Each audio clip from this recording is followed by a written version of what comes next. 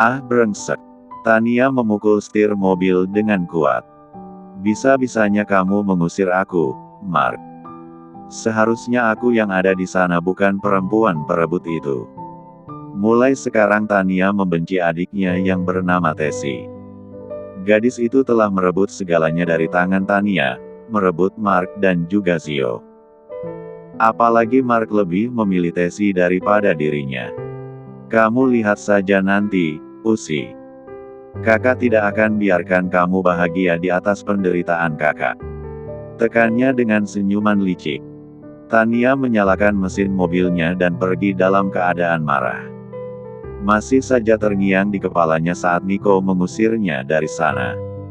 Padahal sebagai seorang ibu, Tania harus berada di samping Zio anaknya. Kamu tenang saja, Zio. Bunda akan jemput kamu nanti. Kita akan bahagia hidup bersama, selamanya bersama ayah. Ucapnya. Jujur saja ada penyesalan yang terselip di hati Tania karena sudah meninggalkan Zio ketika masih bayi. Ada ketakutan tersendiri di dalam hatinya jika nanti anaknya itu akan benci padanya ketika mengetahui semuanya. Maafkan Bunda, ucapnya terdengar lirih. Tania perempuan biasa, meskipun segala kelemahan itu dia sembunyikan melalui wajah arogannya, tetapi dia tetap wanita yang mudah terluka. Bahkan Tania tak menyangka sama sekali jika Mark tega mengkhianati kisah cinta mereka. Kisah cinta yang terukir dengan susah payah. Padahal dia datang ke kota dan meninggalkan anaknya adalah untuk mencari Mark dan mengatakan bahwa dia sudah melahirkan. Namun, dirinya malah dikurung oleh orang tua Mark yang memang sedari dulu tidak menyukainya. Kamu jahat, Mark. Kamu tega. Tania mencengkeram dengan kuat setir mobil. Air matanya luruh berderai kian deras. Tania juga tak menyangka, bagaimana bisa adiknya yang paling dia kenal polos dan baik serta penurut itu bisa merebut Mark dari sisinya. Bukankah Tesi hanya seorang gadis desa? Lalu bagaimana ceritanya dia bisa menikah dengan Mark dan bahkan kekasihnya itu tampak begitu mencintai Tesi? Tania menyeka air matanya dengan kasar. Tatapan matanya begitu nyalang dan tajam. Aku akan rebut apa yang jadi milikku. Ujarnya menekan kata-kata tersebut. Sampai di sebuah rumah mewah bertingkat, perempuan itu segera menutup pintu mobil dengan begitu kuat. Wajahnya memerah menahan amarah. Tania tak habis pikir, padahal dirinya yang paling terluka, tetapi seolah dirinya yang menyakiti. Akhirnya kamu datang, sayang, sambut Damian dengan senyuman manisnya. Aku lagi malas. Tania duduk seraya melipat kedua tangannya di dada. Bagaimana, apa kamu sudah bertemu adik dan anakmu? Tanya Damian tampak tak sabar mendengar kabar yang akan membuat Tania tampak begitu hancur. Sudah, jawab Tania ketus. Damian terkekeh, dia sudah bisa menebak bahwa Tania kesal karena sudah mengetahui semuanya. Usi adalah istri Mark, ujar Tania. Aku sudah lama tahu, jawab lelaki itu sembari menaik turunkan alisnya dan tersenyum tanpa dosa. Jadi kamu sudah lama tahu? Tanya Tania.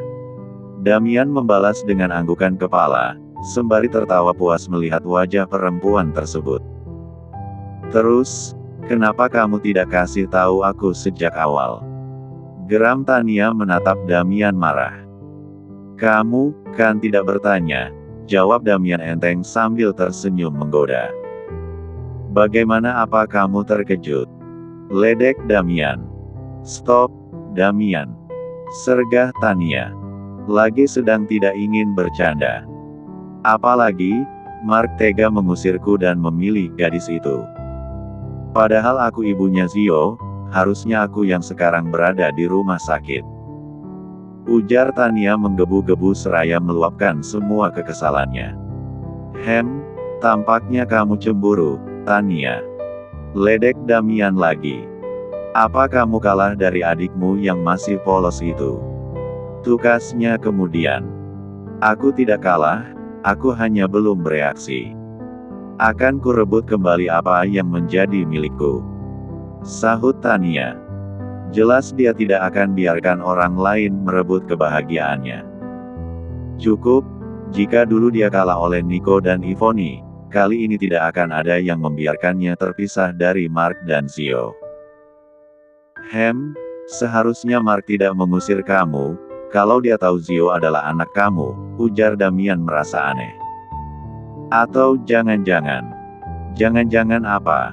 Tanya Tania ketus. Mark tahu kalau Zio adalah anak kandungku. Tesi masih diam tanpa mengucapkan kata apapun. Gadis ceria yang biasanya berisik dengan kata-katanya yang menyeleneh itu tiba-tiba tak bersuara, rasanya ada sedikit sesuatu yang hilang. Lalu bagaimana dengan Zio? Tanya Nico menatap cucunya yang terbaring. Suasana sudah lebih tenang setelah Tania pulang. Kini mereka sudah berkumpul di ruangan Zio, pria kecil itu juga sudah melewati masa kritisnya. Mark, kamu adalah ayah kandung Zio. Maka, kita harus secepatnya melakukan operasi transplantasi tulang sumsum belakang, ujar Nico lagi. Mark membalas dengan anggukan kepala. Dia terpaku menatap putranya yang terbaring lemah di ranjang rumah sakit itu. Namun, entah kenapa tak ada ikatan yang kuat antara mereka. Tak ada hati berdebar saat melihat pria kecil itu sejak pertama mereka bertemu. Akan tetapi, Mark mengambil kesimpulan mungkin saja ini karena mereka baru bertemu. Apa sebaiknya kita lakukan pemeriksaan dulu, Om? Saran Galvin. Pemeriksaan apa lagi? Kakak masih ragu kalau Zio anakku. Sambung Mark menatap tajam kakak sepupunya itu. Jujur saja Mark marah karena Galvin tidak memberitahunya bahwa Zio sakit dan dirawat di sini. Aku tidak mengatakan ragu. Aku hanya meminta melakukan pemeriksaan, sahut Galvin dingin. Sudah, jangan berdebat. Sarkas Nico. Semuanya kembali terdiam. Mark, Bayu dan Galvin sejak tadi menatap Tesi yang hanya menunduk saja. Sementara Ica dan Ea yang ada di sana tampak iri karena Tesi disukai oleh pria-pria tampan seperti ketiga orang itu. Tak ada suara, tak ada obrolan.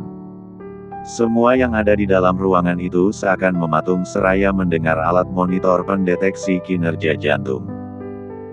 Hingga Mark berdiri dan berjalan ke arah ranjang putranya. Dia terduduk lemah di kursi samping ranjang pria kecil itu. Zio, gumamnya dengan mata berkaca-kaca.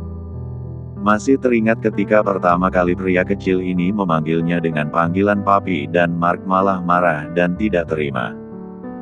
Maafkan papi, ucapnya penuh penyesalan. Papi baru menemukan kamu setelah sekian lama mencari. Mark mengenggam tangan dingin Zio. Pria kecil itu masih betah memejamkan matanya setelah menjalani kemoterapi tadi. Buka mata kamu. Papi kangen sama kamu, Zio, tukasnya lagi. Tesi menatap sendu kedua orang itu. Tak pernah masuk dalam bayang-bayang Tesi bahwa suaminya adalah ayah kandung dari anak yang dia rawat sejak kecil. Bahkan suaminya itu juga kekasih kakaknya yang selama ini dicari Tania. Kenapa dunia begitu sempit? Mereka dipertemukan dalam takdir yang tak menemukan titik ujungnya. Lagi, kenapa harus Mark lelaki yang dia nikahi? Jika saja Tesi tahu sejak awal bahwa Mark adalah kekasih kakaknya, maka dia tidak akan pernah mau menikah dengan Mark. Maafkan Usi, Kak Tania. Maafkan Usi, Usi mohon jangan benci Usi. Mohonnya dalam hati. Jujur saja Tesi merindukan kakaknya itu karena memang sudah lama mereka tidak bertemu, bahkan sejak Tania memilih pergi dari rumah. Namun, pertemuan yang mereka rindukan berubah menjadi rasa marah dan kecewa yang membuat Tesi merasa bersalah pada sang kakak. Jangan benci Usi, Kak, gumamnya lagi. Usi rela mengalah dan pergi dari kehidupan Mas Mark dan Zio. Asal kakak bahagia, perasaan akan tetap tumbuh dengan hal-hal yang diperjuangkan. Dengan segala impian dan usaha untuk melakukan pencapaian. Rasa cinta tak sebatas manja-manja. Ada beberapa hal yang memang harus diterima. Pekerjaan namanya. Kutukan manusia yang satu ini kerap kali menyeret tubuh ke tempat-tempat yang membuat segala rasa terasa jauh. Ada beberapa hal dari jatuh cinta yang akhirnya membuat seseorang kewalahan. Memperjuangkan segala harapan sendirian, misalnya. Sesuatu yang seharusnya dihidupkan berdua, malah dihadapi sendiri. Hal semacam itulah yang pelan-pelan akan membunuh cinta. Meski beberapa cinta terlalu kuat, tetap bertahan meski sekarat. Beberapa lagi malah memilih mati daripada merana sendiri. Ada orang yang tahan banting hingga tetap bertahan meski berkali-kali perasaannya sedih berkeping-keping. Ada orang yang cinta buta, tak peduli betapa kali didusta tetapi tetap saja memilih percaya. Cinta kadang memang di luar logika, hanya bisa dimengerti oleh orang-orang gila. Orang-orang yang sedang jatuh di dalamnya. Di dalam ruangan inap Zio, Tesi menatap Mark yang tampak berbicara dengan putranya yang masih terpejam begitu erat. Entah kenapa momen tersebut terlihat begitu manis dan menggemaskan. Momen di mana seorang ayah bertemu dengan anak yang dia nantikan selama bertahun-tahun. Lagi Tesi menyadari bahwa dirinya memang tak pantas berada di samping lelaki ini. Apalagi mengingat bahwa kakaknya sangat mencintai lelaki itu. "San, buka mata kamu. Ini papi," ucap Mark terdengar lirih. "Maafin papi," sambungnya dengan lelehan air mata membasahi pipi tampannya. "Mas," panggil Tesi. Mark menoleh ke arah istrinya seraya menyeka air matanya dengan kasar. "Iya, kenapa?" tanya Mark tersenyum ramah. "Kapan Mas akan melakukan pemeriksaan supaya Zio bisa segera dioperasi?" tanya Tesi. "Sabar ya, dokter sedang mempersiapkan semuanya." Jelas Mark tersenyum. Entahlah sejak kapan dia merasa nyaman bersama istrinya itu. Mark bahkan rela menjauhi Tania agar Tesi tak hilang dari sisinya. Tesi membalas dengan anggukan kepala dan tersenyum kaku. Sejak suaminya mengaku mencintai wanita lain, perasaannya terhadap Mark benar-benar berubah. Tak ada lagi rasa kagum seperti dulu. "Kenapa kamu tidak cerita sama saya tentang Zio?" tanya Mark. "Seharusnya kamu cerita kalau dia sakit." Jujur ada rasa kecewa di hati Mark karena istrinya itu lebih dulu memberitahu Galvin dan Bayu daripada dirinya. "Usi takut mengganggu Mas," jawab Tesi. "Lagian sebentar lagi kita akan berpisah, Usi tidak mau membuat beban untuk Mas." Mendengar kata berpisah, Mark seperti tertampar oleh sebuah kenyataan. Kenyataan di mana dirinya dan Tesi akan benar-benar menjadi orang asing. Sejujur dan sebenarnya dia tidak sanggup berpisah. Namun, tak ada jalan lain karena hubungan mereka memang sudah tidak bisa diselamatkan. Tesi juga tidak akan memberitahu Mark bahwa dirinya sedang mengandung benih suaminya. "Apa kamu benar-benar mau pisah sama saya?" tanya Mark menatap istrinya serius. Tahukah Tesi bahwa suaminya itu sedang patah hati karena perkataannya? "Iya, Mas," jawab Tesi. Hati Mark bagai teriris oleh ribuan pisau ketika mendengar jawaban jujur dari istrinya. Apakah gadis ini benar-benar tak memiliki sedikitpun rasa cinta untuknya? Apakah selama 6 bulan mereka menikah, Tesi tak mencoba jatuh cinta padanya? Apa yang kurang? Mark adalah pria sempurna yang memiliki segalanya dan bahkan dia bisa melakukan apa saja dengan uang. Namun, kenapa hanya Tesi wanita yang tak mau berdiri di sampingnya dalam waktu yang lama? Mark memalingkan wajahnya ke sembarangan arah dan enggan menatap Tesi. Rasanya begitu sakit ketika mendengar bahwa istrinya meminta berpisah dengannya. Tidakkah Tessy berniat untuk membangun istana cinta dengannya? Apakah dia benar-benar buruk di mata gadis itu? Hal-hal yang pernah mereka lalui adalah alasan bagi Mark tak bisa melupakan tentang Tessy. Meski beberapa rencana seakan terancam sebagai kenangan belaka, namun, hatinya tak pernah bisa dia pungkiri. Mark tak pernah benar-benar bisa beranjak dari segala sesuatu hal perihal istrinya. Segala hal yang pernah dia impikan. Sesuatu yang sampai saat ini masih dia pertahankan. Masih dia perjuangkan. Mark tahu jalan yang dia pilih saat ini benar-benar salah dan melanggar norma agama. Namun, dia tidak tahu harus memilih jalan mana. Barangkali tidak ada cinta yang benar-benar baru di dunia ini selain cinta pertama. Setiap orang punya kisah masa lalu. Semakin lama menjalani hubungan dengan orang lain, semakin banyak pula kisah yang akan tersimpan di dalam ingatan. Mark memahami hal itu dengan utuh. Pahamilah, setiap orang tidak akan lepas dari sesuatu. Jikalau tak pernah benar-benar ingin melepaskan diri sepenuhnya, dia hanya ingin menjalani semua ini dengan hal baru. Biarlah semua yang telah lalu benar-benar tertinggal dan tanggal. Jangan bawa apapun, karena Mark juga merasakan hal yang sama. Mark mencintai Tessy dan berusaha membuktikan bahwa dia menyesali semua perbuatan yang dirinya lakukan di masa lalu. Namun, sepertinya tak ada tempat untuk memperbaiki diri.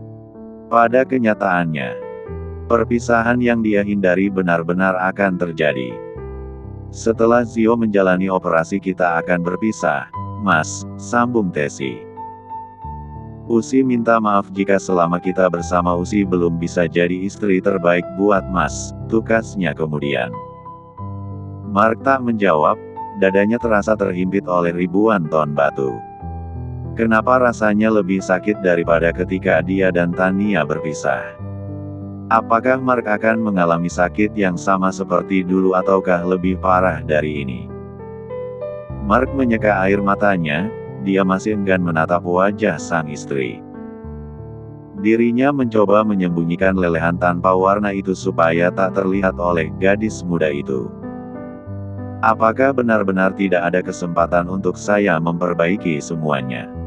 Tanya Mark tanpa berani menatap wajah sang istri. Lebih tepatnya, dia tidak siap mendengar penolakan dari gadis polos tersebut. Tessy tersenyum kecut, andai saja jika Mark jatuh cinta dan mencintainya, mungkin dia akan mempertimbangkan kembali. Namun, dia sadar bahwa pernikahan yang saat ini dia jalani hanyalah kontrak belaka. Terlebih lelaki itu masih mencintai wanita di masa lalunya, yaitu Tania. Maaf, Mas, sesuai surat perjanjian bahwa setelah 1 tahun kita akan berpisah, jawab Tessy. Berat, tentu saja berat. Tidak ada orang yang baik-baik saja ketika harus berpisah dengan seseorang yang dia cintai. Bahkan ada yang merasakan patah hati kian hebat hingga tak menemukan cara untuk berdebat. Bukankah kamu sendiri yang setuju bahwa kita akan memulai semuanya dari awal dan melupakan surat perjanjian itu? Kali ini Mark memberanikan diri menatap netra mata teduh yang menjadi alasan dirinya mampu menjalani proses dalam hidupnya. Gadis ini telah menariknya masuk ke dalam dunia imajinasi tanpa batas dengan perasaan yang tak karuan. Tessy menatap suaminya dengan tersenyum hangat, mencoba menutupi luka yang menganga di dalam hatinya. Jika Mas mencintai Usi, mungkin Usi masih bisa bertahan. Tapi yang ada di hati Mas hanya Kak Tania. Usi tidak menghalangi kebahagiaan Mas dan Kak Tania, apalagi kalian saling mencintai.